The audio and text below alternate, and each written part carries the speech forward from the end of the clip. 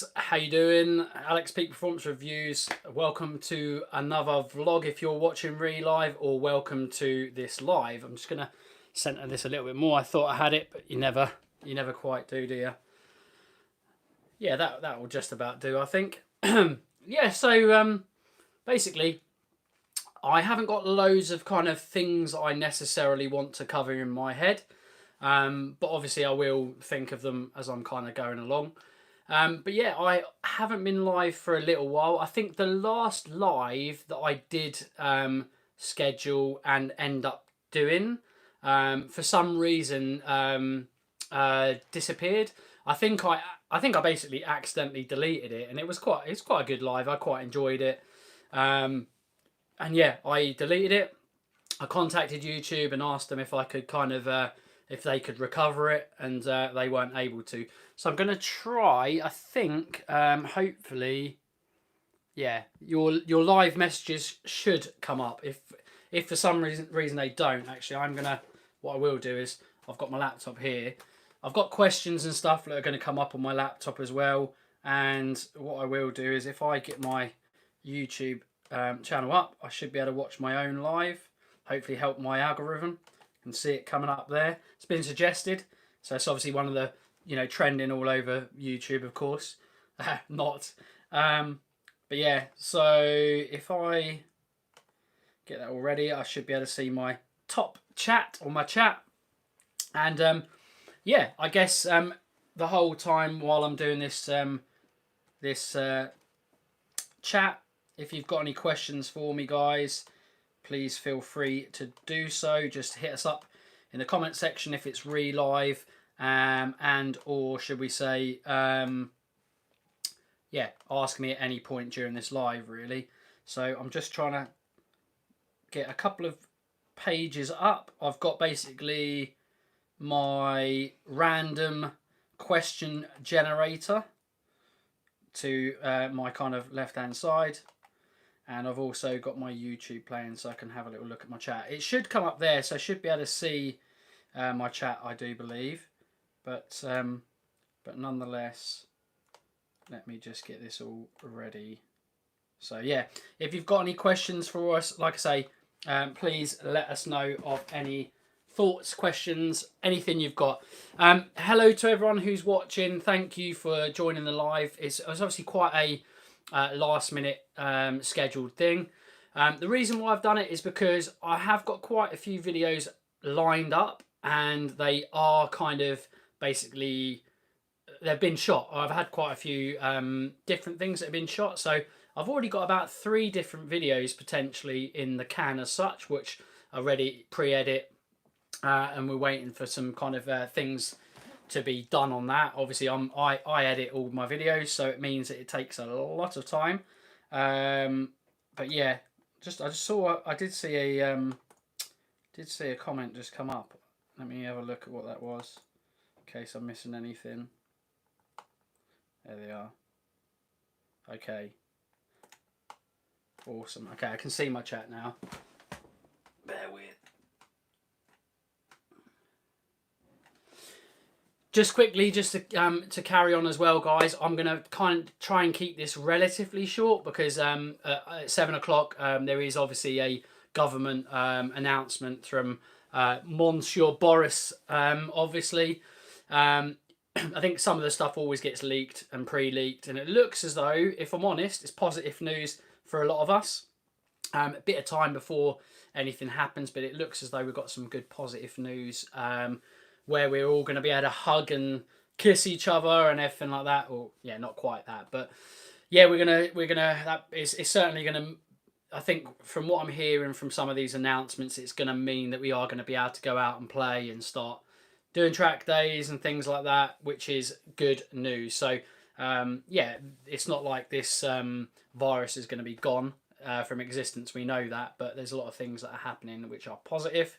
So yeah, hopeful for things to get much better, and it sounds like the announcement at 7 o'clock is going to be just that. So sounds like there's some positivity to be had from that.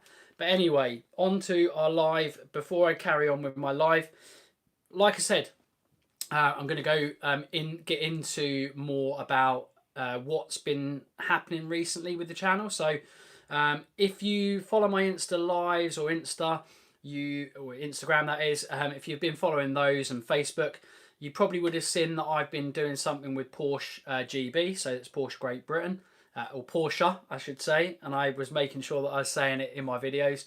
There's probably a couple of times where I say Porsche. It's bad really, it is Porsche, so I should say Porsche.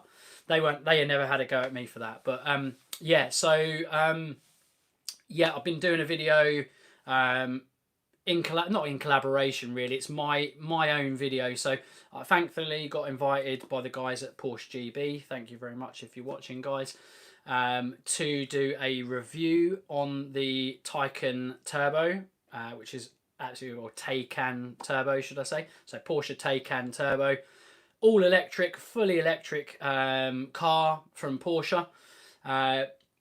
I think it's circa 625 horsepower. It's unbelievable how quickly I forget the stats when I've had to learn so many stats on the day. 635 horsepower with about 850 foot-pounds of torque. I think it's 680 horsepower on overboost, which is basically on launch. So for 2.5 seconds during launch when you activate launch mode, which is really easy actually. You just hold left foot brake and hold the left your left foot on the brake, and then literally just jam on the accelerator as much as you can. You'll hear it go. You'll see it go blah, blah, blah, blah, blah, like that, and it does feed back some kind of sound. And then literally you let go, sidestep the brake, and the thing just friggin' launches you like no tomorrow. That car, I'm not going to say too much because I want you to watch the review, but you probably would have seen if you were following us from Insta, you could tell that I was quite impressed, and yeah, I was impressed. It was so quick, which is awesome. So mega, yeah, nice car. Watch the video. Like I say, I think that will be dropping either this weekend or this Monday. So I basically wanted to get it out today, funny enough, and when you've got 200 gigabyte of footage, and you start doing the edit, and you want to do it, justice, you start kind of editing, and it's like you realise actually how much time it will consume. So it was like no chance I was ever going to get that done. I think that, and aside it from normal other things I'm doing in my everyday life as well. So just to let you know, I am going to answer your questions. I have seen a question come in. I have got some other questions externally as well, so we'll answer your questions. Don't you worry. Please stick around if you can. Like I say, we're going to be on this for roughly an hour, so up to about 7 o'clock, just before 7. I'll come off so that you all can kind of enjoy that wonderful Boris Johnson talk at 7 o'clock. Hopefully some good news. It sounds like there's going to be. Yeah, so Taycan Turbo review coming very soon. I've done a 5 things I hate about my FK8, my Type R video. That was hard, but obviously they're normally quite good, fun, quirky videos to do. So that's been shot and filmed. I just need to get a bit more B-roll for that. I think the weather had been horrendous during when I was starting to film it, so the B-roll would have come out really crap, to be honest with you. So we didn't finish that. So that's kind of partially done. We've got another video, a different kind of quirky video with the Taycan as well. So that's a third video, and then we shot a new build video for the Supra, so our Mark IV Toyota Supra.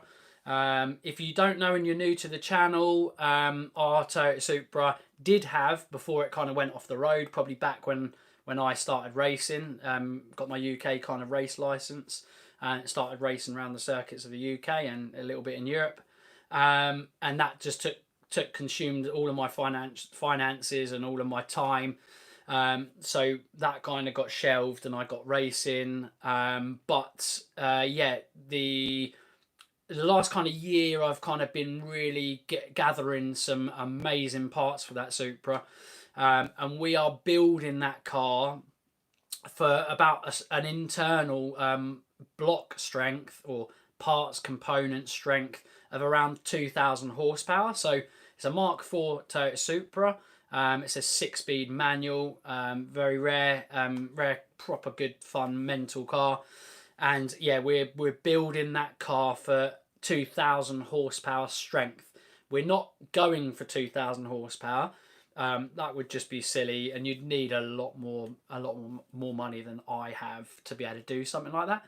But we're building it hopefully to achieve somewhere in the kind of realm of around 1,200 horsepower, so 1,100 to 1,200 horsepower. The turbo and the fuel system, some parts of the fuel system, should I say, will be close to maxed out at around 1,200, maybe 1,300 horsepower level. So we're going to shoot for somewhere around that on race fuel and close to 1,000 on pump fuel. Fingers crossed. But lots of parts of, I think because of COVID actually, a lot of the real big power parts have been delayed. So we've had loads of parts from Brian Crowder, unfortunately. Amazing manufacturer of some really mad components that were very, very popular. Funny enough, in America, probably during, if you haven't heard of it, Texas 2K, big race series every year. And that's coming, I think, in a couple of weeks' time, couple of weekends' time, or 3 weekends' time. I think I think because of COVID as well, people are building their cars left, right, and centre. So we went back to the drawing board on the car because I knew the build that we had prior from many years ago, although I'd only done about 500 miles, it just weren't up to the job really of what we were looking to achieve with the race fuel. So 1,000 horsepower probably was the maximum we were ever going to be able to achieve safely on that last setup. So we've gone back to the drawing board and we've just gone mental with it. And if you follow our build series, you'll see lots of different things that we're doing with the car. We'll show you all the components. We're doing a lot of work ourselves, but a lot of other external work being done on the car as well. The build work and things like that we wouldn't touch. The tuning we wouldn't touch, but some of the assembly work on the ancillary parts we'll be doing ourselves. I also shot a video today. Mrs. helped me as well, so big up the missus if she's watching. And yeah, she helped me. Actually, she come up with some brilliant ideas today, and I was just lost the plot. Monday brain I had today. We stripped a lot of the componentry in the engine bay. We bagged a lot of parts up to make sure moisture didn't get to them before we jet washed it. Jet washed, snow foamed, scrubbed, sonic blasted and cleaned the whole of the engine bay. And we were doing that from kind of about 8 o'clock this morning all the way up till, well, I got home, showered, and pretty much then went live. So nearly run out of time there, but we got so much done. The car has been cleaned, prepped, primered. This is just in the engine bay. We're doing this ourselves. But there's not every component is out of the car, so it's a bit awkward. It's very awkward. There's lots of bits that we had to kind of move up, cable tie up and move. It's not the ideal way to do it, but I tell you what, it's turned out really good so far, and that's what we hoped. And if you looked at the state of which it looked like, you know, there's probably 20 years of road grime and dirt and grease and oil from residue overspill and all kinds, and some leaks as well, so it's just hideous. So we've done that, primered it, and sprayed the subframe, and it's just looking it's looking beautiful, guys. I just need to wet sand some of the overspray on some areas, because it's just a rattle can job. But it's superb, really looking good. And then we'll get the gloss coat finish on that, hopefully this Friday. So I'm doing a build series on the Mark IV Toyota Supra. It's going to be some awesome coverage and things on that. So I think that's about it. I think we've got about 4 different vids filmed. There's loads of extra stuff being done on the Supra, loads and loads and loads. So the build on that Supra will go on throughout the year, I suppose, because we'll keep doing things with it and doing events with it. The aim was to get that done for the end of March because of the delays, and that we're still waiting for a lot of parts from the States. It means that my engine builder is not going to be able to do anything more with it, which means I won't be able to get the engine back in. That being said, we've got a lot of pre-prep work to do and a few other little bits like and dash lines that we're going to do with the vacuum lines. So we've got plenty of things to get on with before we get to that point. But my engine builder is starting to get to the point where he's waiting for me now. So, yeah, and on that, Yeah, I think it's probably more likely that rather than it being late March, I think we'll be probably lucky if it's late April to early May. But it's still good. We're not going to miss too much by the sounds of it. But come start of May, we're going to hit all the shows thick and fast. So track days, half mile, terminal velocity, half mile events, VMAX. Anything fun and mental like that, we'll get involved in. I think Race Wars as well from JM Imports will be up for doing that. Don't know much about that just yet. But yeah, we're going to hit loads of places with the Supra, so it's going to be absolutely awesome. So loads of videos coming up with the Supra, obviously. Always going to be doing stuff to the FK8. We've got plans for it, not too much, because I did say I was never going to go mad with the FK8 as such. We've just PPF'd this PPF'd a lot of the FK8. Not we, I say we. I have paid for my FK8 to be PPF'd. If you don't know what PPF is, it's like a clear film coverage, I guess. It's like a film that goes over the top of a car. It gets pre-cut in a certain size, very clever, and they cut individual parts and stick it over. It gives it massive protection. The FK8s have very thin paint, actually. We found this out very quickly. I think 2 days, and I bloody got a stone chip. Nothing too bad. It's been sorted since, and then got PPF. So we took the car down to Absolute Detailing. The guys there are just magic. Got some real nice, amazing high-end cars there from, well, actually, I don't know whether I can sometimes say race cars to Hellcats to C8 Vets and some, but like high-end ones, you know, ZR1s and yeah, Hellcats, Demons, all kinds of mental stuff. So they've got some lovely cars in there. Beautiful kind of area where they've got to clean in.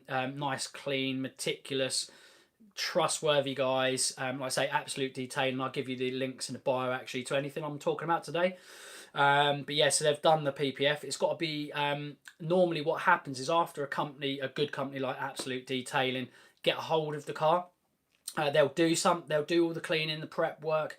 They'll put the PPF on, and they'll normally see how it lies for a couple of weeks, and then they'll ask you to bring it back in, and they'll check it all over. And if they've got to redo bits or reseal them, they redo some bits. So it's just you know, for the money, yes, it's relatively expensive in certain respects, but for how much easier it makes your car to be cleaned, it's brilliant, to be fair. So we love it. We know that we can be safe in the knowledge of being behind a car and almost being on a racetrack, for example, and it kick up a bit of, I don't know, debris or stone or whatever, shingle, whatever it ends up being.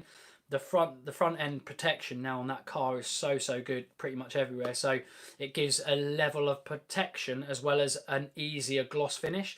So obviously, if you think about it as well, when a PPF is covering the car, it essentially gives a less porous surface, I suppose, to the paintwork. It just gives it a very flat gloss finish, and when you kind of spray or gloss your car over or ceramic coat it, whatever you want to do, it ends up becoming very easy to clean. Once you've given it a good level of cleaning, it also means you can clean it easier thereafter. The dirt just rolls off a lot easier on a surface like that. So yeah, we're so happy to have that, and yeah, so pleased to have Absolute Detailing doing our car. So yeah, that's been awesome. But like I say, loads of videos happening. We've been speaking to quite a few manufacturers about test reviews. We've been put on a few more lists for manufacturer testing, for some shows, some launches. So there's positive news coming from that, and I do think that, yeah, with the reviews, despite COVID absolutely killing us for things like that, I think the future's bright. So stick with us. There's going to be some really cool reviews coming very soon. But yeah, aside from that now, I'm going to answer some questions. So sorry to whoever asked the first question, and hopefully you've waited. If you haven't and you're watching it re-live, you've seen my reply. So Richie B Time has asked, are we taking the Type R to the Nurburgring? Hell yeah. You don't even have to ask me this. Yeah, no, 100%. So, any car we've ever kind of had up to the point of when we started to go to the Nurburgring, which is not that long ago, admittedly, um, always 100% will take the Type R there. Obviously, the Fiesta ST was an awesome driver's tool and track weapon, to be fair. And with what we ended up doing with it, even in stage 2 form, it was an absolute weapon. So it was brilliant around the Nurburgring. And that was the first car that actually went around the Nurburgring with us in it. So yeah, 100%. Before obviously things were taking longer with COVID, we did plan to do a spa trip, and when I mean spa, not the supermarket chain or whatever it is, as in we were going to take it to Spa-Francorchamps, so in Belgium, my favourite circuit in the whole world, and Nurburgring also up there as well, ridiculous, next level.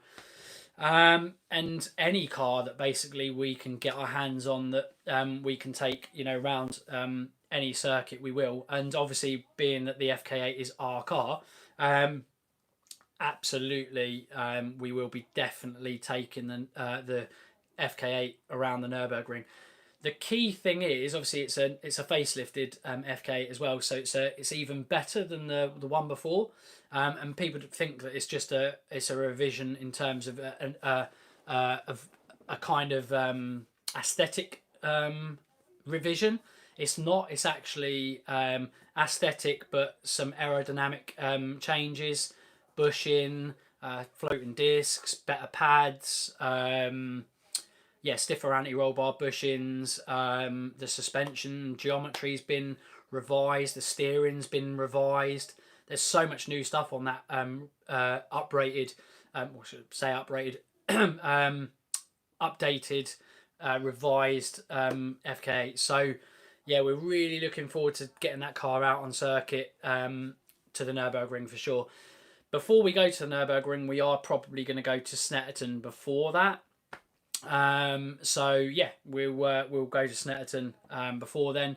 So that's our planned first track day, and I think with what we're hearing potentially with the restrictions easing, it likely should be hopefully end of March or very early April. So we will be doing a track day at Snetterton. So if anyone's around there and wants to say hi, it sounds like we're going to be able to say hi, even if it's with the face hankies on for a little bit longer.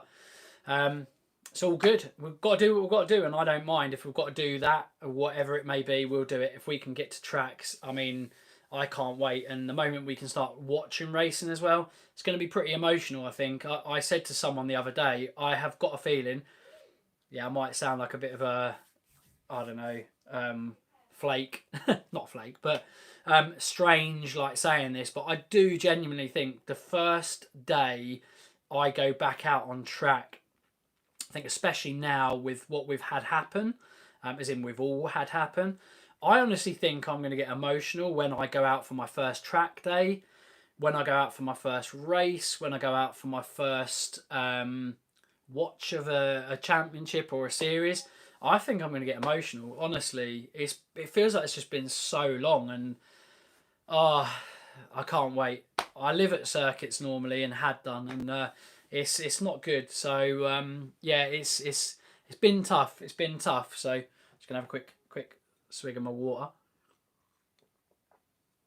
Yeah, it's been tough, but I'm sure it's been tough for everyone. And yeah, whatever else you're missing, I'm sure we're all missing as well. But yeah, it'll be amazing to get back out on circuit. We'll definitely be looking to try and do the Nurburgring and possibly Spa this year.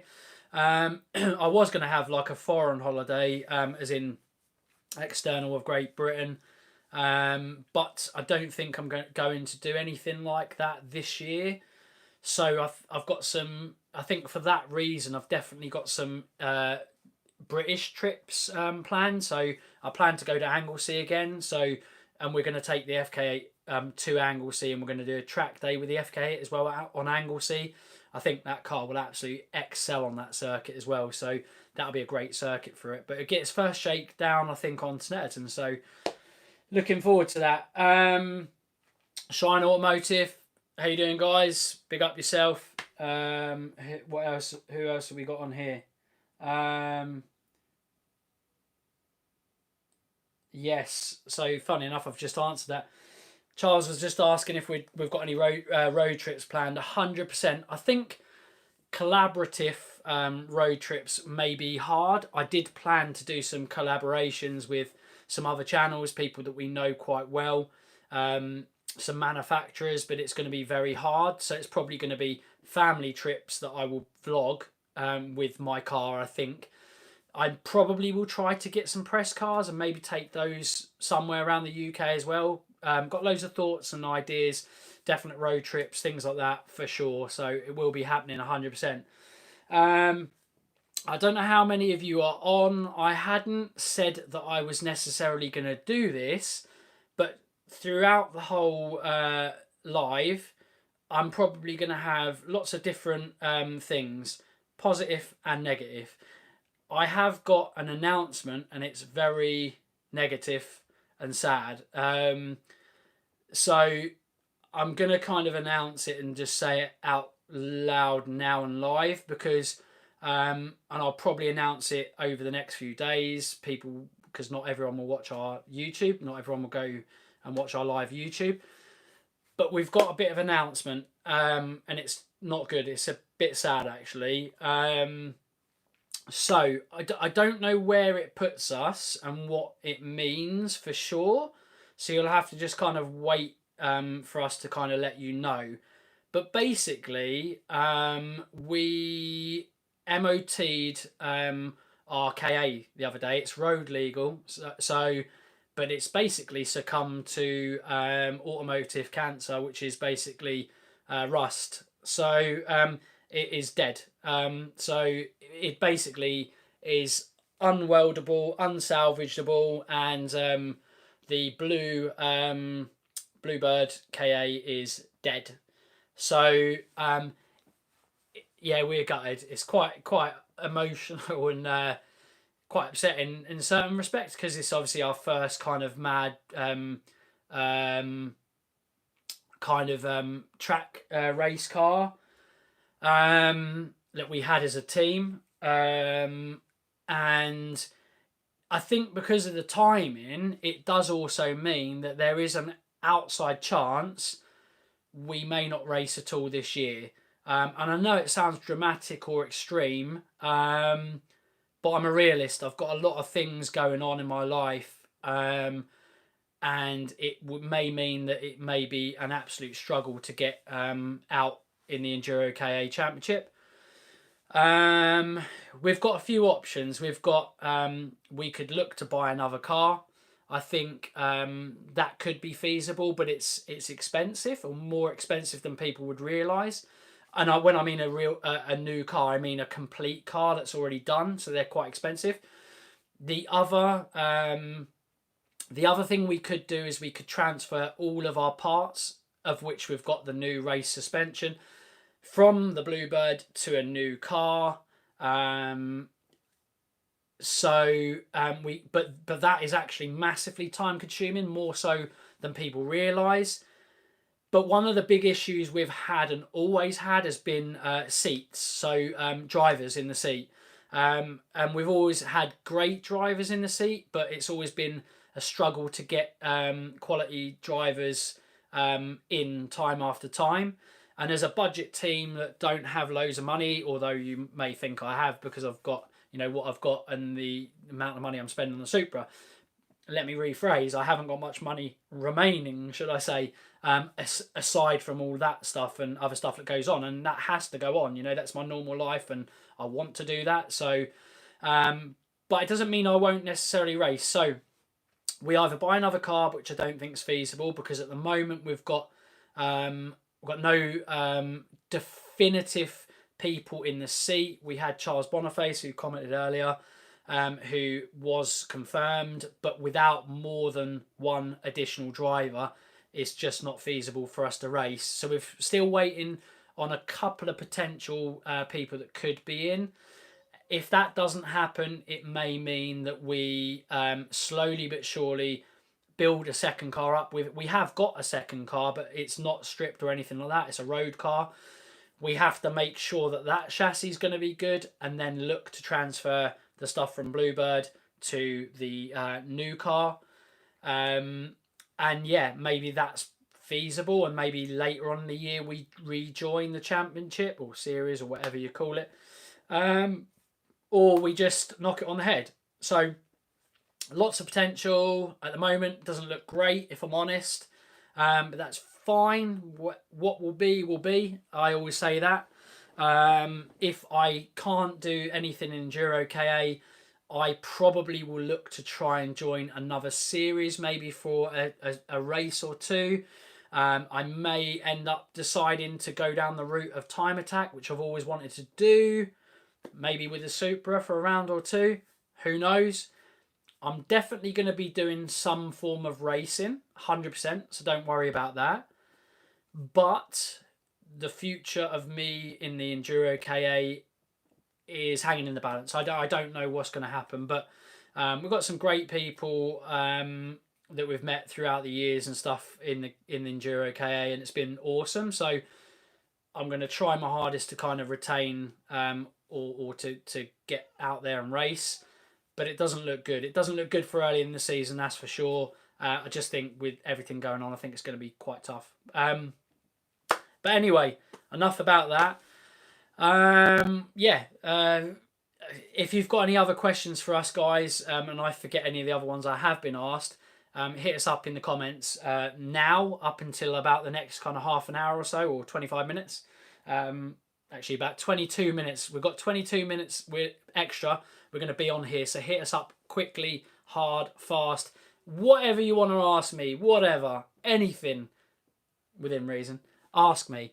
I'm going to answer all your calls, all your questions, and yeah, we'll answer them. So I'm just going to check, see if there's any other questions.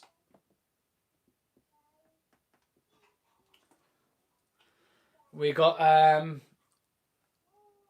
sounds like my father is watching. Thank you very much. He's proud of me.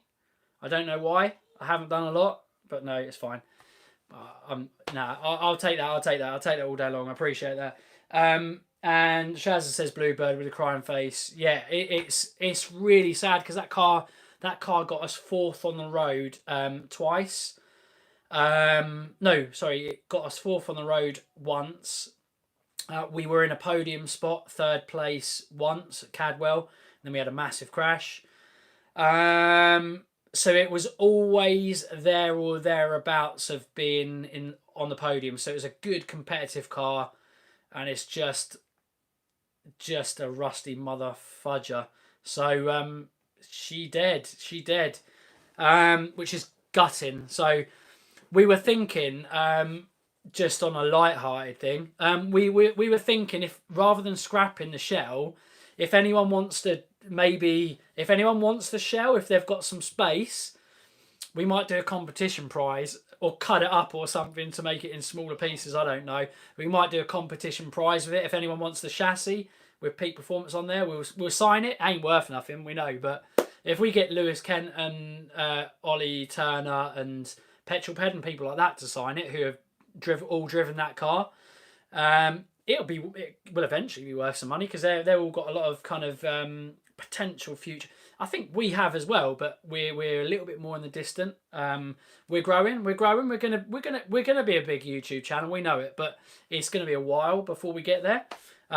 But I'm not saying that my signature's increasing the price or anything like that, you know, or increasing the what's the word? I don't know, the fanciness about it, you know. But Petrolhead, we could get the guys, you know, Petrolhead and all them guys to kind of sign it. That'd be cool, wouldn't it? But yeah, when you think about it, Petrolhead raced it. If you don't know who Petrolhead is, he's got his own automotive channel. He's nearly 100,000 subscribers. Effectively a big automotive YouTuber. He's been on a TV show on Quest on TV, 2 seasons. You know, so he's you know, he's relatively famous in the car world, definitely. And then you've got Lewis Kent and Ollie Turner, who are definitely going to be names for the future for racing. Charles Boniface, you know, I'm sure as well. And yeah, little old me, you know. Michelle Westby, she tested with us as well. She was going to race with us. Not this year, she was going to race with us before, and it didn't happen because we had a crash. So drift racer Michelle Westby, she's awesome as well. Good friend of the channel, good friend of us. So yeah, it's going. It's upsetting, but you know, some of the parts maybe will live on. I think we've got a carbon fiber panel, which you know, has got some of the kill switches on. You know, they'll be worth keeping. We can put them in, you know, in our new one. Yeah. So yeah, good. You know, look, we'll try maybe to stay racing in the Enduro KA. I'm not sure whether it looks good and whether it's possible. It is possible. I'm going to really try my hardest to see if we can get in that championship. We've got some options. So I'm not ruling it out. But whatever happens, we'll be racing on the channel. So yeah, fun times and happy days. Guys, also just quickly, if you are on now, there's 13 of you watching now, which is pretty good for our lives. Please smash the like button. Can you hit the like button now? Hit the like button. It helps our algorithm. Obviously, the first 24 hours are really, really important. I heard, yeah, it's working. A couple of people are doing it. 5, go on. Keep hitting. Smash those likes. Boom, boom, boom. Yeah. You probably can't. They're probably down there. Just plot. So yeah, whoever you remaining people are on our live, please hit the like button. Please hit the like button. Share it as well if you've got a chance and time to do it. While we're still live, we're going to be live for another 17 minutes. Thank you everyone who's watching, who's hit the like button. Thank you. That really worked. I should do more lives more often. I think it's the most likes I've ever got.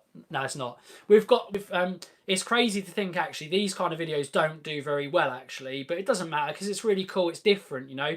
And anyone who's a subscriber of ours will appreciate that, I think, and like that interactivity sometimes. And as we get bigger, more and more people will come on, and do you know what? Every single one, any comment on any video that I have, I've been replying up to this point to every single person. And with a live, it's almost a lot easier to. But when we get busier and you know, we get more subscribers, it's going to be harder and harder. But my intention is to always reply to absolutely every one of you. So it's the same as on Insta. If you've ever got any questions for us on Insta or on Twitter, Facebook, it's mainly Twitter and Facebook and Insta and YouTube that we're on. Hit us up. Ask us any questions at any time. Honestly, even obscure, funny, weird, random questions if need be. But car related stuff, definitely. If you ever want any advice on a car, whatever it may be, let us know. Hit us up. Right, let's answer some more questions really quickly as well. Mum's proud of me as well, apparently. Hello, Mum, if you're watching. Thank you. How's the super build coming along?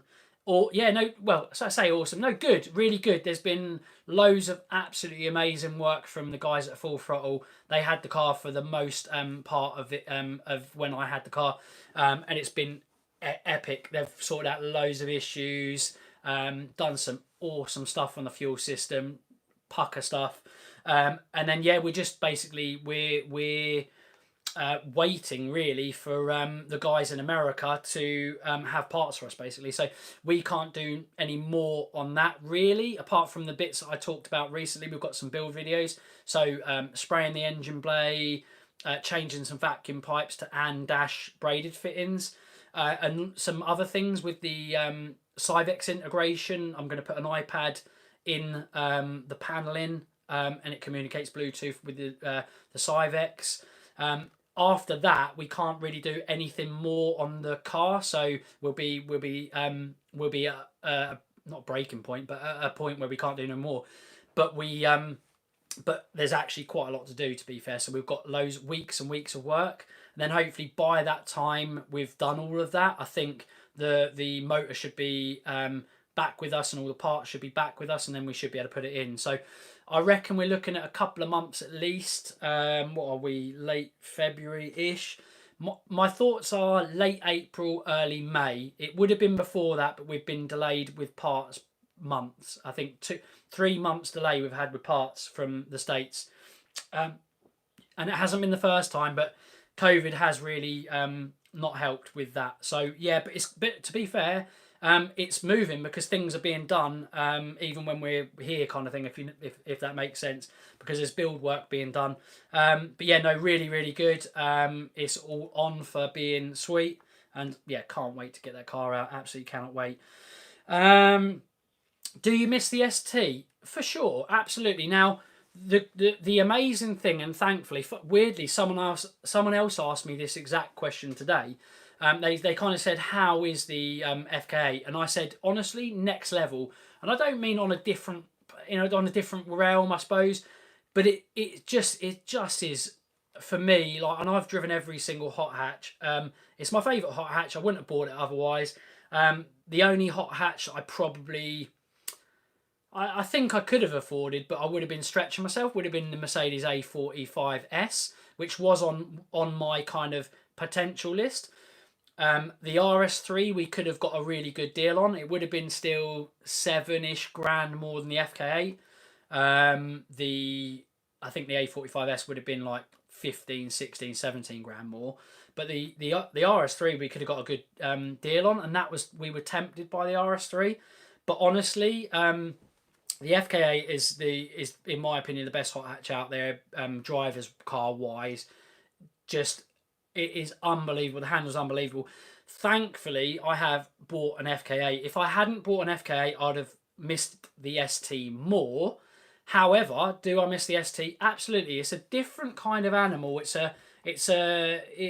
can kind of rotate on its axis, probably a little bit more wilder than the FK8, and for that reason, I think it's a more wild car. It isn't necessarily more fun, because you can really push the FK in that way as well, and it will dance as well. But they're a little bit different. But the FK is a little bit more clinical. The Type R, the ST, how we had it, was probably a little bit more raw, little bit more raucous, a little bit more crazy, kind of. But the FK8 is overall a better car by a good margin. But do I miss the ST? Absolutely. And I said to the person who asked me today, I will get another one, 100%. I'll get another Mark 7, and it'll probably be a project car. And I wouldn't be surprised that it will probably happen in a couple of years' time. So it will be something that's definitely on my radar always. The Fiesta ST, in particularly the Mark 7, in my opinion, although I love the 8, it's a bit of a different car. It's another one of those cars that, like the FK, I honestly believe is one of the best cars ever made. I love it. It's an amazing car. Do I miss it? 100%. But not enough to worry too much, because obviously I've got the FK, which is like so good. But yeah, the ST is awesome, and I do miss it definitely. Any news coming out off the PRL on the FK? Yeah, we'll probably do, to be honest with you, the weather's getting better now, so I'll probably do some more 0 to 60 pulls. Now the car's probably self-adjusted and learnt the ECU settings and things like that, the new settings for the PRL system. So yeah, we need to do some 0 to 60s with the draggy and some 60 to 130 pulls. So yeah, that'll be coming.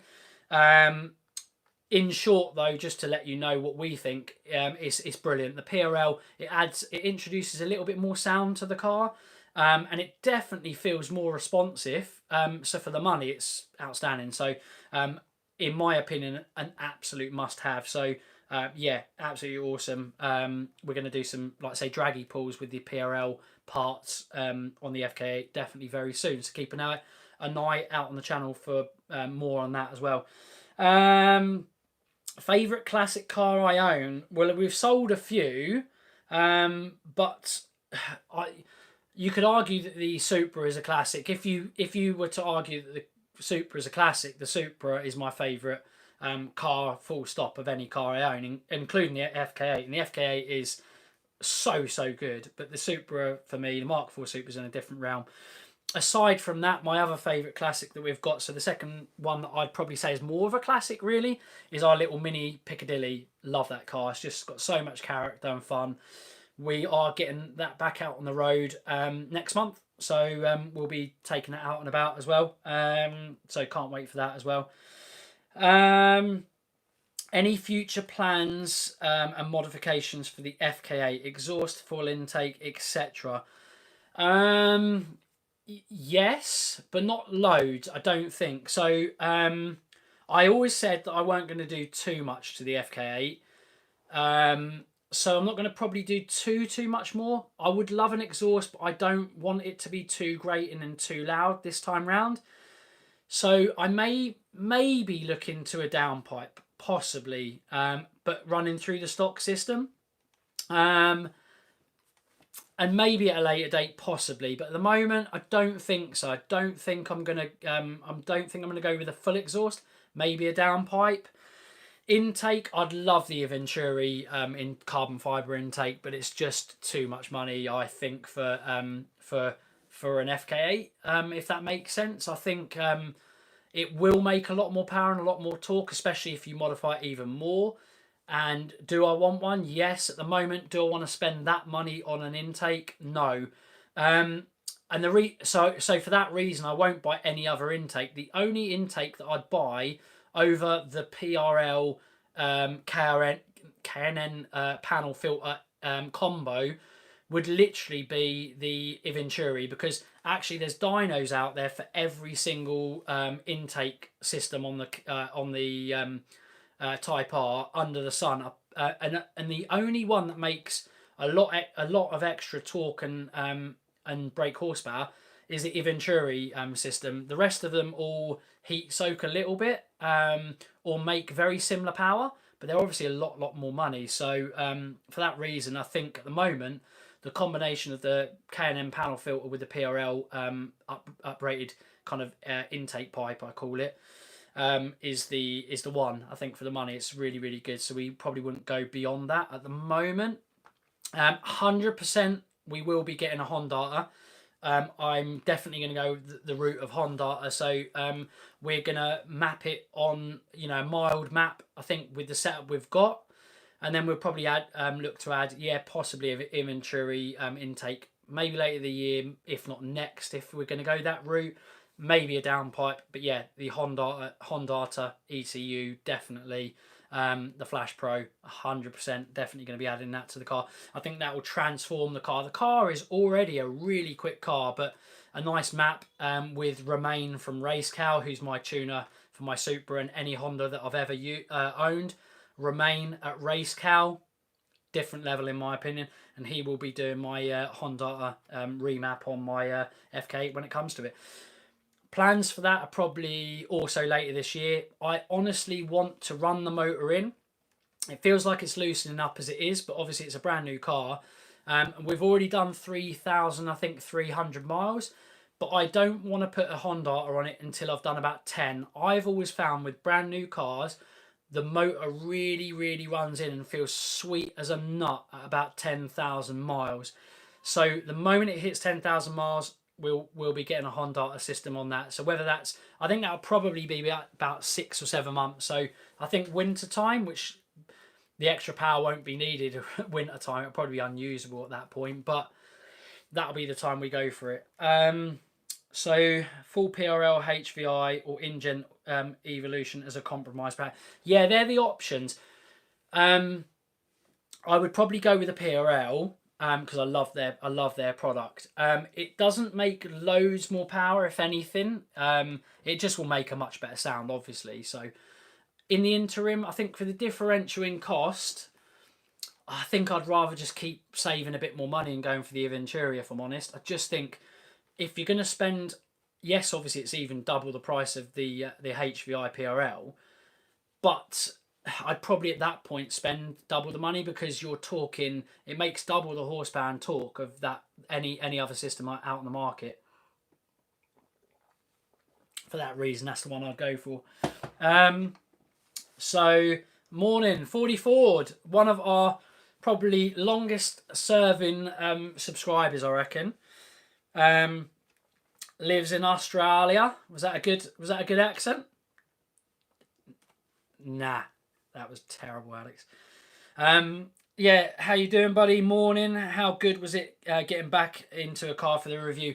Do you know what? It was amazing. It was a really, and I saw a few people out who were walking, their family, and we were out in some beautiful country roads.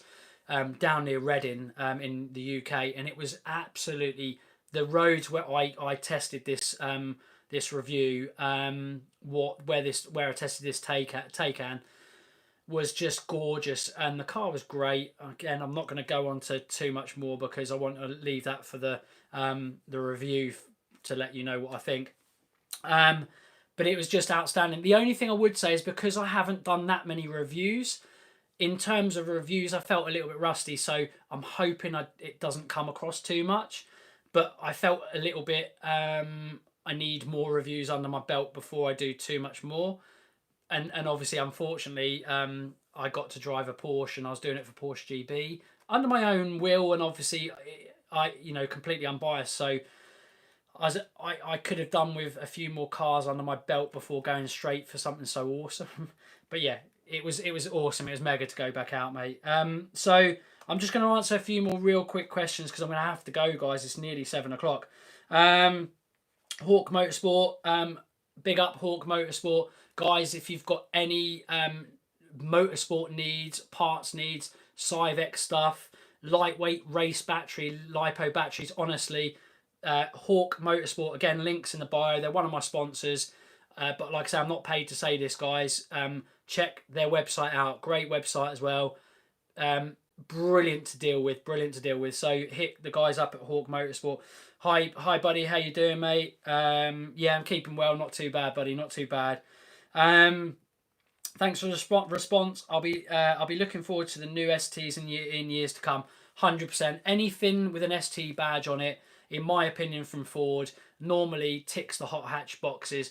They know how to produce a hot hatch, and they're brilliant. The new Focus ST is amazing.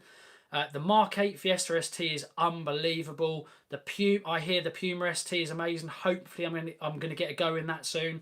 And anything with an ST badge on it, especially from kind of 2013 onwards, especially, have really got so good. So brilliant hot hatches. So and you're absolutely welcome. Thank you for asking me a question. And like I say, I'll always answer a question. So thanks for your questions. I really appreciate it. Apparently that was a good effort from me from the Australian accent. Do you know what?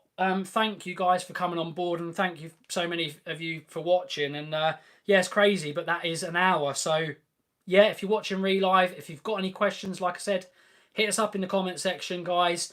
Yeah, I wish I could answer more, but it's surprising how quickly those that time goes. But honestly, guys, thank you so much for the support. Thank you so much for the love over the years. If you haven't already, please smash that like button, please, guys. Share this live and keep subscribing. If you haven't subscribed, hit the subscribe button. Share with your friends. Try and get us more subs. Let's grow this channel. But honestly, guys, thank you so much for the love and support. Keep yourself safe, guys. Thank you so much for watching. As always, like, share, comment, subscribe, and we'll see you again in the next one. Bye for now.